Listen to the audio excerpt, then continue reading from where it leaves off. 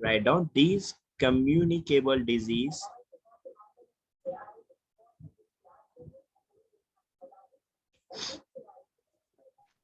Sir आपसे पूछना था, हम लोग का जो टेस्ट होगा उसका पोर्शन क्या होगा?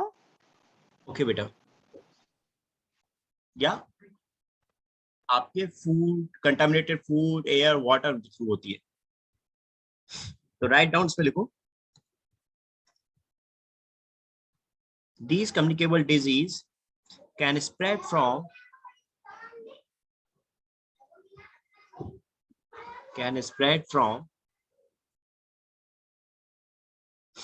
an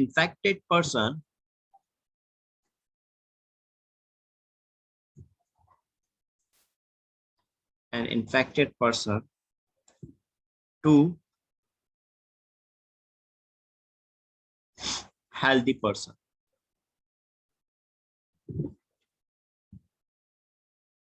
person. By actual contact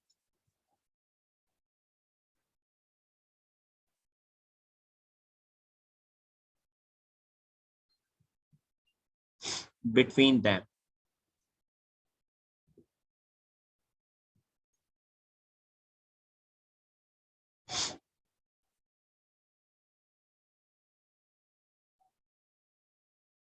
ठीक है, आपका एक्चुअल कांटेक्ट का मतलब यहाँ क्या होगा बच्चों? That means physical contact.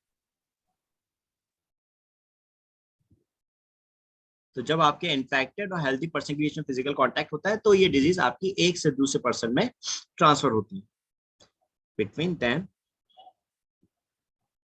Example STD. STD क्या हो गई? आपकी सेक्सुअली ट्रांसमिटेड डिजीज।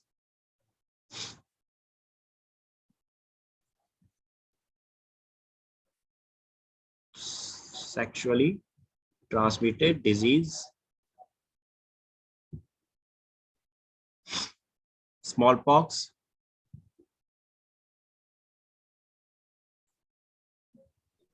सर हम लोग को जब चिकन पॉक्स होता है तो वैसे क्यों बोला जाता है कि मतलब कि नीम के पत्तों पे सोने के लिए? बेटा क्योंकि क्या होता है, आपके जो नीम के पत्ते होते हैं या नीम जो होता है उसकी काफी मेडिसिनल वैल्यूज होती है।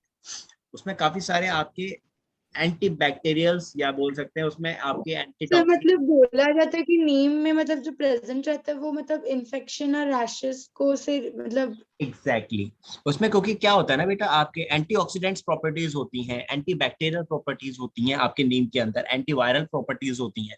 सो दैट्स व्हाई आप देखते हो कि सिर्फ चिकन पॉक्स में नहीं बेटा, काफी सारी चीजों में आपको नीम के प्रोडक्ट्स काफी देखने को मिलते हैं। आपको नीम की काफी वैल्यू समझ में आती है। आपने ये चीज तो कॉमन वे में समझी होगी कि नीम पे में आपकी जो उसकी वैल्यू है बेटा, वो आपकी मेडिसिनल वैल्यू काफी ज्यादा है बिकॉज ऑफ दीज रीजन। उसकी चाहे लीफ हो, उसके चाहे स्टेम्स की बार्क हो, उसका चाहे ब्रांचेस हो, they all have a medicinal properties. Got it? Yes sir. ठीक, तो आपका सेक्सुअली ट्रांसमिटेड डिजीज हो गया, स्मॉल पॉक्स हो गया, चिकन पॉक्स हो गया बेटा। ठीक है, measles, leprosy,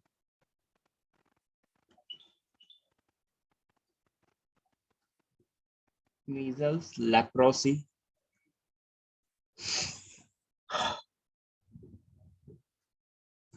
etcetera. Sexually transmitted disease में आपका क्या आ गया बेटा? सेक्सुअली ट्रांसमिटेड डिजीज में आपकी मैं नाम लिख देता हूं, like sir AIDS, AIDS, AIDS हो गया, syphilis, syphilis, gonorrhoea, gonorrhoea, that is, ये आपके सेक्सुअली ट्रांसमिटेड डिजीज। सर इसमें मतलब वैसे डिजीज होता क्या है इसमें? मतलब इसका ट्रीटमेंट भी नहीं होता है ना, बोलते हैं? इसका एड्स का यस सर। बेटा एड्स का ट्रीटमेंट नहीं है, राइट। एड्स का ट्रीटमेंट नहीं है, बट इसका प्रिकॉशन बहुत इंपॉर्टेंट। प्रिकॉशन ही एक ट्रीटमेंट का काम करता है इसका, राइट। लेकिन हाँ, यहाँ पे ये है कि लाइक अगर अर्ली स्टेज में पता चल जाए कि somebody इज HIV पॉजिटिव, तो बेटा उसको हम लोग कुछ हद तक, यस बेटा, बीमार होने से यानी थोड़ा सा बचा सकते हैं। एक चीज ध्यान से समझना, एक होता है HIV और एक होता है एड्स। इन दोनों में थोड़ा सा डिफरेंस होता है बेटा। There is HIV positive. HIV तो वो वायरस होता है ना, वो माइक्रोब्स जो एड्स कॉज यस करता है। यस बेटा, it's a human immunodeficiency virus. बेटा मैं सभी को इसके बारे में थोड़ा समझाता हूँ। ह्यूमन इम्यूनो डेफिशिएंसी वायरस और AIDS that is acquired immuno deficiency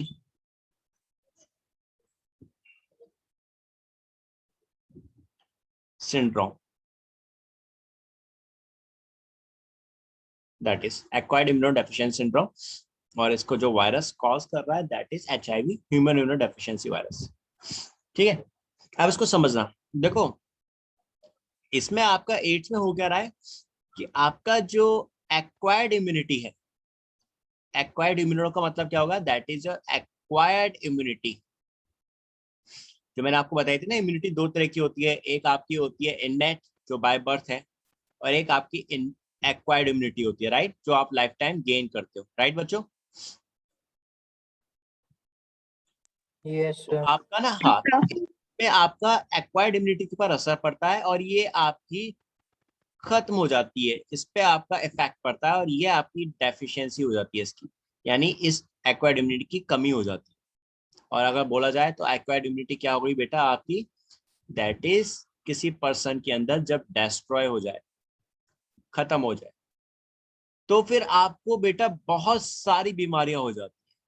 उसी को बोलते हैं हम सिंड्रोम। सिंड्रोम का मतलब होता है that is group of disease, बहुत सारी बीमारियां हो जाए आपको, और उसमें आपका क्योंकि इम्यून सिस्टम बेकार हो चुका है, आप कोई काम का नहीं रहा, तो आपको बहुत सारी बीमारियां हो गई, तो उसी को आपने क्या कहा, सिंड्रोम कहा।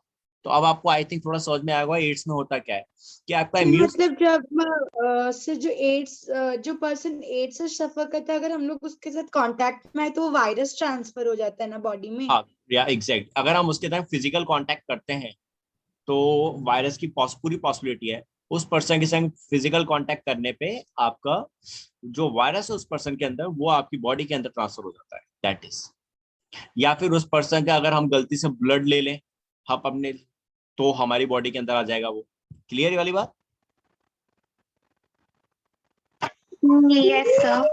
सर सपोज जैसे उस आदमी का हाथ कट गया, अगर हमने उसे गलती से भी मतलब कि चूस लिया, तो सर वैसे आ सकता है ना। होता है ना सर, जैसे किसी का भी हाथ कटता है तो हम लोग ऐसे चूसने से वो ब्लीडिंग बंद हो जाता है। देखो ऐसे it may be possible, it might be possible कि हाँ आ सकता है, लेकिन देखो कोई डिजीज आपकी बॉडी के अंदर इफेक्टिव सबसे ज्यादा तब होती है जब वो वायरस या बैक्टीरिया आपके ब्लड के कांटेक्ट में आते हैं, ओके, तब वो ज्यादा इफेक्टिव हो जाते हैं। तो अगर आप चूस रहे हैं लाइक उसका ब्लड तो इट माइट बी पॉसिबल कि हाँ आपको भी हो जाए, क्योंकि वो वायरस आपकी बॉडी, ज्यादातर चांसेस तो सेक्सुअली कांटेक्ट में आते हैं ना वो वायरसेस। Yes yes. एड्स का जो मोस्टली यहाँ पे एड्स का जो ट्रांसफ्यूजन है वो यहाँ पे फिजिकल कांटेक्ट बता रखा है, क्योंकि हम ये बीमारी पढ़ रहे हैं फिजिकल कांटेक्ट में, कंटेंजियस डिजीज में। तो आपका अगर किसी HIV पॉजिटिव के साथ फिजिकल कांटेक्ट करते हैं तो वहां पे फिर ये वायरस बॉडी के अंदर ट्रांसमिट होता है। क्लियर जिज्ञासा। फिर बंदना ना। ओके अब बंदा, हाँ बंदा बंदा, हाँ दोनों की आवाज एक सी साउंड होती है ना, सो दैट्स व्हाई मुझे थोड़ा सा लगता है बंदना है कि जिज्ञासा है। ओके ठीक है, ओके बंदा क्लियर ना। Yes sir clear. ठीक है, तो दिस इज, अब आपका एड्स क्या हो रहा है ये समझ में आ गया। AIDS is not a disease, ये डिजीज नहीं है, ये एक कंडीशन है, इट्स अ कंडीशन बेटा, याद रखना, ये कोई डिजीज नहीं होती, ये आपकी एक कंडीशन है। उस कंडीशन में आपका इम्यून सिस्टम पूरी तरह से, आपका एक्वायर्ड इम्यूनिटी पूरी तरह से खत्म हो गई और आपको बहुत सारी बीमारियां हो गई, जिस वजह से आप क्या हो गए, एड्स हो गए, पेशेंट हो गए। Clear now. Yes sir. Okay, अब यहाँ पे एक चीज होता है, आप समझ, एक मैंने बताया HIV पॉजिटिव और नीचे लिखा एड्स, दोनों में डिफरेंस। अब कोई पर्सन है, उसने अपना एलाइजा, अपना टेस्ट करवाया एड्स के लिए, ELISA test, ELISA that's a name of test जो हम एड्स के लिए करते हैं, एलाइजा किया उस पर्सन शुरुआत में और हमें उसके अंदर वायरस दिख गया, तो उस पर्सन को आप HIV पॉजिटिव बोलोगे, that is called HIV positive.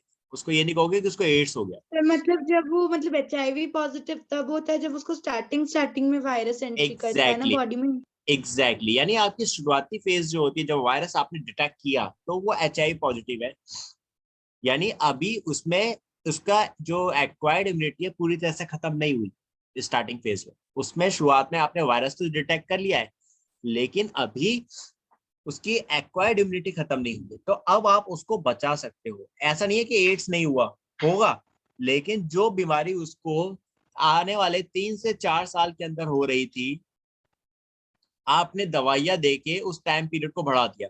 अब वो बीमारी यानी उसका Excuse me, sir. हो सकता है। यस बेटा। Sir, can you explain again? I can't understand. Okay, I said only one thing कि अगर किसी पर्सन के अंदर स्टार्टिंग फेज में आपको HIV वायरस मिलता है तो वो HIV पॉजिटिव पर्सन कहलाता है। That is not considered as a AIDS patient. उसको हम एड्स पेशेंट नहीं बोलेंगे, हम ये नहीं कहेंगे वो एड्स पॉजिटिव है, उसको एड्स हो गया, नहीं, क्योंकि स्टार्टिंग फेज में पर्सन का इम्यून सिस्टम वीक नहीं हुआ है इतना। तो आप उसको ट्रीटमेंट देते रहो, दवाइयाँ देते रहो, वो अपना थोड़ा टेक केयर करे, अच्छा खाना खाए, तो क्या होगा, वो आराम से 6 से 7 साल और सरवाइव कर सकता है, आराम से सरवाइव कर जाएगा। यानी टाइम पीरियड बढ़ गया उसका इम्यून सिस्टम वीक होने का। जरूरी नहीं, हो सकता है 6 से 7 साल और ज्यादा हो जाए।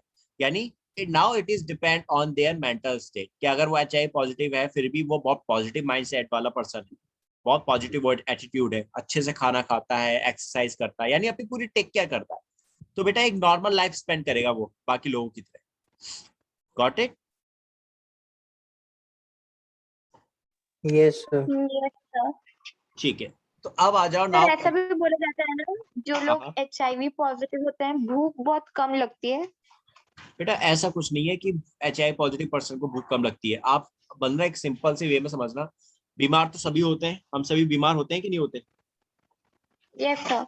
जब हम बीमार होते हैं तो हमारी भूख कैसी हो जाती है, कम हो जाती है कि ज्यादा हो जाती है? सर कम कुछ खाने पीने का मन नहीं करता है। बस, तो HIV पॉजिटिव में भी बेटा यही चीज है कि अगर कोई पर्सन बीमार हो रहा है तो उसका खाने पीने का मन नहीं करेगा ज्यादा। ठीक है, डन? Yes sir, done. चलो, तो अब आ जाए हम लोग, now come to the next point. ये तो हो गई आपकी कंटीजियस डिजीज, जो बीमारी आपके फिजिकल कांटेक्ट से फैल रही। अब आ जाते हैं इसी में नेक्स्ट पॉइंट बेटा, right down, non contagious disease.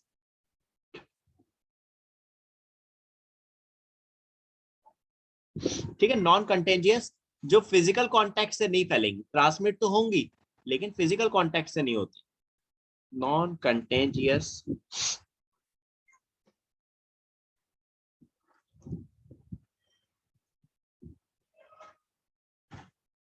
Disease.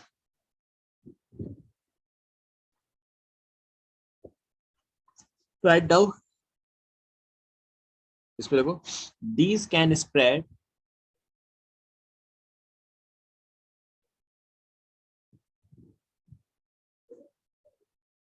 from an infected person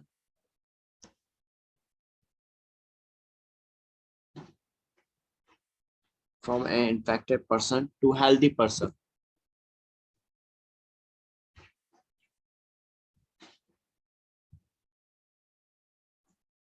with food, air और वाटर। यानी यहाँ पे ट्रांसमिशन चेंज हो गया, यहाँ ट्रांसमिशन फूड, एयर और वाटर के थ्रू हो रहा है, राइट? जैसे कि अगर हम उस आदमी का, उस इंसान का जूठा खाएंगे तो भी वो ट्रांसमिट हो जाएगा ना ना? ना ना ना ना, इसको ऐसे मत समझो कि किसी इन्फेक्टेड पर्सन का झूठा खाना खाने के साथ ही आपको ट्रांसमिट हो रहा है। ठीक है, नो सर, मतलब कंटामिनेटेड हाँ, फूड, एयर और वाटर ना। या बेटा एग्जैक्टली, कंटामिनेटेड है ना, कि आप सपोज करो, आपने एक पर्सन था, सपोज करो, गॉट इट, अब एक पर्सन है, इनफैक्ट कोल्ड ले लो, इसके कॉमन एग्जांपल ले लो, कोल्ड। घर में सबको कोल्ड हो जाता है अगर किसी एक पर्सन को हो जाए तो,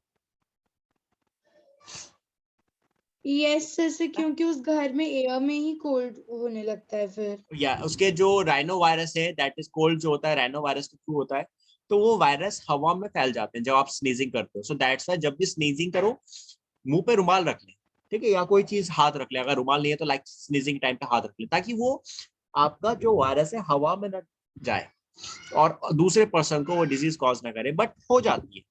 तो यहाँ पे आपका इन्फेक्टेड पर्सन से हेल्दी पर्सन में जो ट्रांसमिशन हो रहा है वो किसी फूड, एयर या वाटर के थ्रू हो रहा है। अब देखो फूड के थ्रू तो होता है, लेकिन बेटा जरूरी नहीं है। आप एक सिंपल सी बात समझना बेटा, अगर कोई पर्सन बीमार होता है, कोई इन्फेक्टेड है, किसी को बीमारी है बेटा, तो क्या उसका कोई खाना खाएगा घर में? नो नहीं सर। खाएगा ना, कॉमन सेंस है, हम में से कोई नहीं खाएगा, राइट। यहाँ पे इन्फेक्टेड पर्सन से हेल्दी पर्सन में जो ट्रांसमिशन हो रहा है वो मोस्टली किसके थ्रू होता है? एयर के थ्रू होता है। वाटर भी नहीं होगा, वाटर भी नहीं होता है, ठीक है, वो एयर के थ्रू होता है। That is mostly transmission water के थ्रू भी नहीं होगा, एयर के थ्रू होगा। लेकिन आपका कोई फूड कंटामिनेटेड है या वाटर कंटामिनेटेड है और आपने वो पानी गलती से पी लो या वो फूड गलती से खा लो, तो आप इन्फेक्टेड हो जाओगे। अब जैसे कि सपोज करो आपने बाहर का खाना बहुत पसंद है, किसी को स्ट्रीट फूड बहुत ज्यादा पसंद है, अच्छी चीज है, लेकिन किसी आपने ऐसी जगह से खाना खा लिया जो जगह अच्छी नहीं है, which is not a good place for food, लेकिन वहां से आप खाना खाकर आ जाओ, वहां पे फूड खुले में रखा हुआ है, ओपन रखा हुआ है, उसमें मक्खियां बैठी हुई हैं, उसमें गंदगी है, सो आपने वो गलती से वो खाना खा लिया, आपको पता नहीं था और आपने खा लिया, तो क्या हो गया? फूड पॉइजनिंग हो गई या कोई और डिजीज हो गई। तो दैट इज, या आपने कंटामिनेटेड पानी पी लिया, ऐसी जगह का पानी पी लिया जो पानी साफ नहीं था, तो दैट इज आपको क्या हो गया? डिजीज हो गई। तो यहाँ पे आपका फूड और वाटर के थ्रू भी डिजीज होती है, लेकिन जरूरी नहीं वो इन्फेक्टेड पर्सन से हो, क्योंकि हमें पता है इन्फेक्टेड पर्सन का ना तो हम खाना खाते हैं ना हम पानी पीते हैं, अगर कोई भी पर्सन हमारे आसपास रहता हो तो हमें इन्फेक्टेड पर्सन से जो डिजीज होगी वो मोस्टली एयर के थ्रू होती है, क्योंकि सांस तो हमें भी उसी जगह लेनी है जहां पर वो ले रहा है। सो दैट्स वाई जो मोड ऑफ ट्रांसमिशन होता है मोस्टली क्या हो जाता है? एयर हो जाता है। Is it clear now? Sir malaria भी नॉन कंटेजियस डिजीज है ना? मलेरिया आपका जो आएगा दैट इज, मलेरिया में क्या होता है देखो, एक्चुअल में देखो एक चीज समझना, मलेरिया जो होता है ना बेटा, वो आपका नॉन कंटेंजियस डिजीज ही है, लेकिन वहां पे जो मोड ऑफ ट्रांसमिशन है वो चेंज हो गया। सर वो तो मतलब वेक्टर बोर्न डिजीज है हाँ ना? एग्जैक्टली वो वहां पर वेक्टर के थ्रू हो रहा है तो नॉन कंटेंजियस, क्योंकि वो भी एक पर्सन, इन्फेक्टेड पर्सन से हेल्दी पर्सन में ट्रांसमिट हो रहा है, लेकिन mode of transmission is different. वहां पर एक लिविंग आ गया, वहां पर आपका मॉस्किटो आ गया, एनाफ्लीज आ गया, तो जो मतलब कैरियर आ गया। हाँ वहां पर आपका कैरियर आ गया, वेक्टर आ गया है, जो आपकी डिजीज को कैरी कर रहा है, लिविंग आ गया। Got it? Yes sir. Yes sir. चलो तो राइट डाउन, इसमें लिख लो। अब पहले इसके एग्जांपल लिख लो, फूड, एयर, वाटर के थ्रू कौन सी डिजीज हो रही है, write down. That is Ascaris,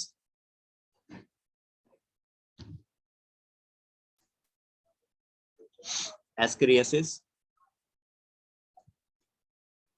cholera, tuberculosis,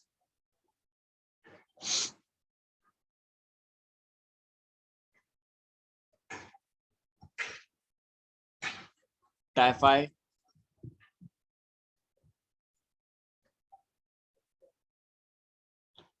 etcetera. Ascariasis, cholera, tuberculosis, typhoid, ये हो गए आपके, ठीक है।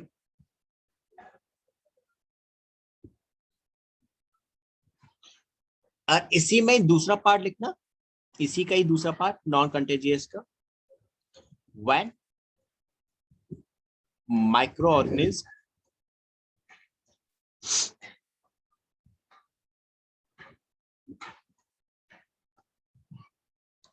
are injected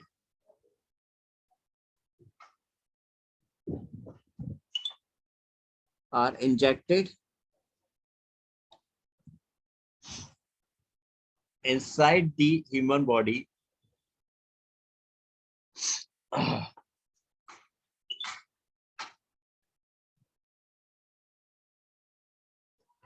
injected inside the human body by some carrier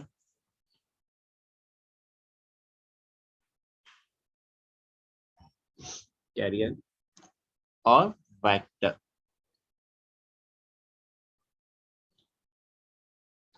ठीक है, या फिर आपके यहाँ पे किसकी बात कर रहे हैं, यहाँ पे वेक्टर्स की बात कर रहे हैं। वेक्टर आ गए तो क्या होगा, लिविंग्स होगा, जो आपकी डिजीज को कैरी कर रहे हैं, जो आपके माइक्रो ऑर्गेनिज्म को कैरी कर रहे हैं। जैसे कि एग्जांपल में मलेरिया। अब मलेरिया सर में रैबिस भी होता है ना? रेबीज इज ऑल्सो, रेबीज भी हो जाएगा। अच्छा, मलेरिया का आपका यहाँ पे वेक्टर कौन सा हो गया, एनाफिलीज। मस्कीटो। मॉस्किटो तो है ही आपका, एनाफिलीज नाम बोलेंगे आप। जैसे एनोफिलिस मस्कीटो सर, उनको मतलब ब्लड रिक्वायर होता है रिप्रोडक्शन के लिए, इसलिए ना? इनको ब्लड की जरूरत, एक्चुअल में इनमें 2 स्टेज होती है बेटा जिज्ञासा। एक स्टेज इनकी लाइफ साइकिल की वो कंप्लीट करते हैं आपके, दैट इज प्लाज्मोडियम जो होता है इसके अंदर, मैं उसकी बात कर रहा हूँ। देखो समझना, अंडरस्टैंड दिस पॉइंट।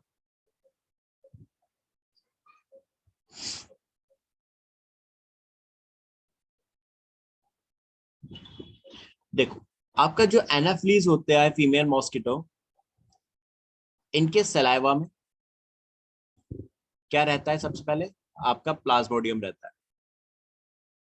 जब ये किसी भी हेल्दी पर्सन को बाइट करते हैं तो ये प्लाज्मोडियम उस हेल्दी पर्सन के अंदर ट्रांसफर हो जाता है।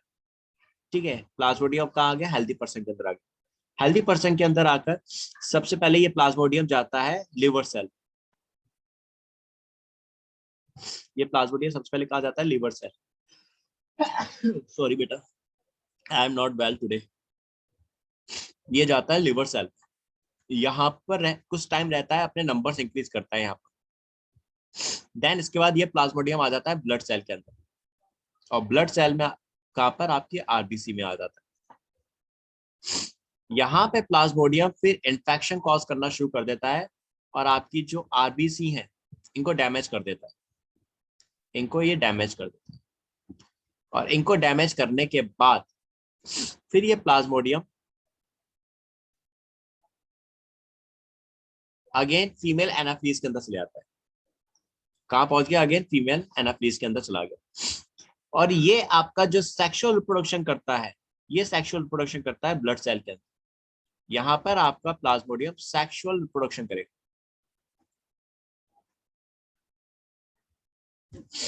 और इसके बाद एनाफ्लीज में जाके ये यहाँ पे असेक्सुअली रिप्रोड्यूस करता है।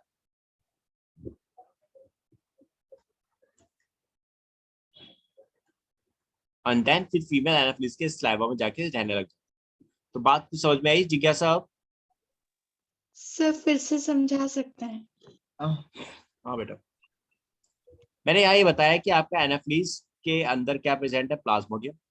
जब ये एनाफ्लीज किसी पर्सन को बाइट करेगी तो अपना सलाइवा उस पर्सन के अंदर डाल देती है और अपना उसका ब्लड ले लेती है। तो ये आपका प्लाज्मोडियम पर्सन के लिवर में गया, पहले लिवर में रहा, लिवर में रहने के बाद वहां नंबर्स इंक्रीज किए, और फिर उसके बाद ये आ गया ब्लड सेल, और ब्लड सेल में आके फिर ब्लड सेल्स को यानी आरबीसी को डैमेज कर दिया। उसके बाद पर्सन को हो गया मलेरिया, और ये वहां से निकलता है और इनोफिलिस के अंदर वापस आ जाता है। कब, जब उस पर्सन को जिसको मलेरिया है उस पेशेंट को कोई एनाफ्लिस फिर से बाइट करती है, तो ये प्लाज्मोडियम अगेन कहाँ चले आता है, उस फीमेल के अंदर चला जाता है। Is it clear now?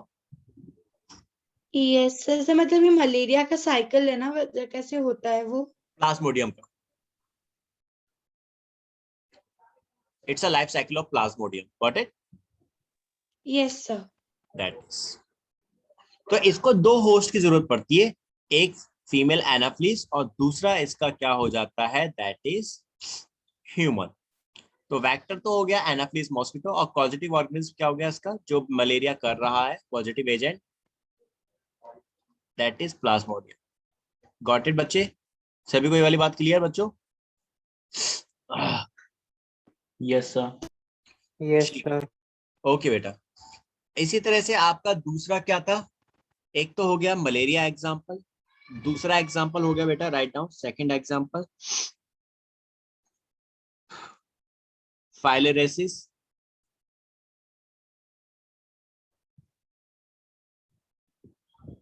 Filariasis, और तीसरा एग्जांपल हो गया प्लेग।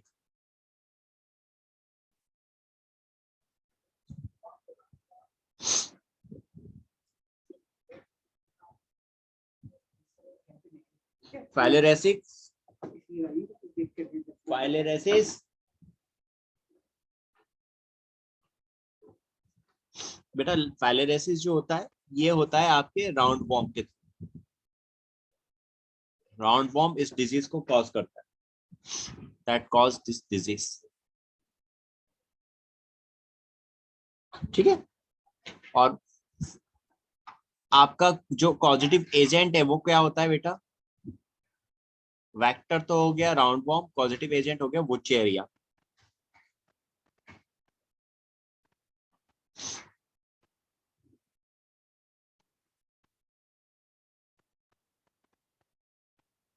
Wuchereria that is.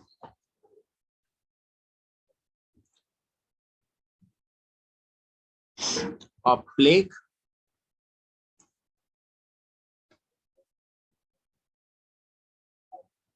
ये होता है बेटा स्ट्रेप्टोकोकस के थ्रू।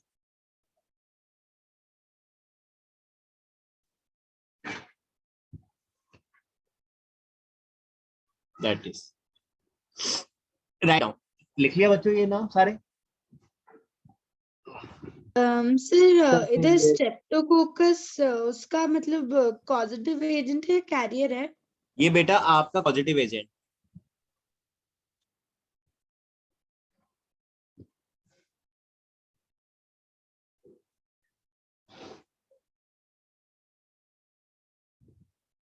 ठीक है बेटा,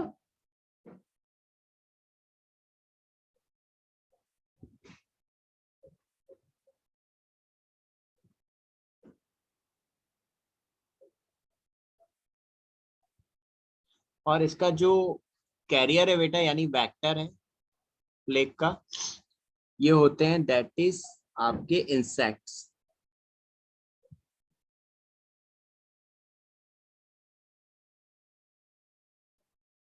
और वो भी कौन से? फ्ली। That is.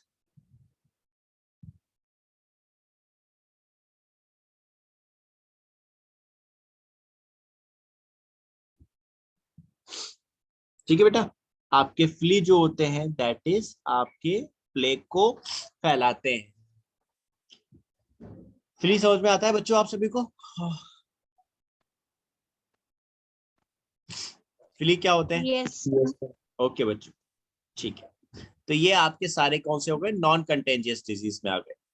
ऊपर आपने देखा फूड, एयर, वाटर के थ्रू कौन सा हो रहा है, नीचे आपने देखे जो आपके वेक्टर्स के थ्रू हो रहे हैं। So this is all about. कोई डाउट तो नहीं रहा बेटा इनमें?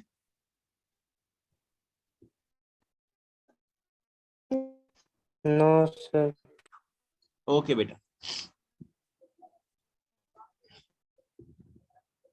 अगला है नॉन कम्युनिकेबल डिजीज।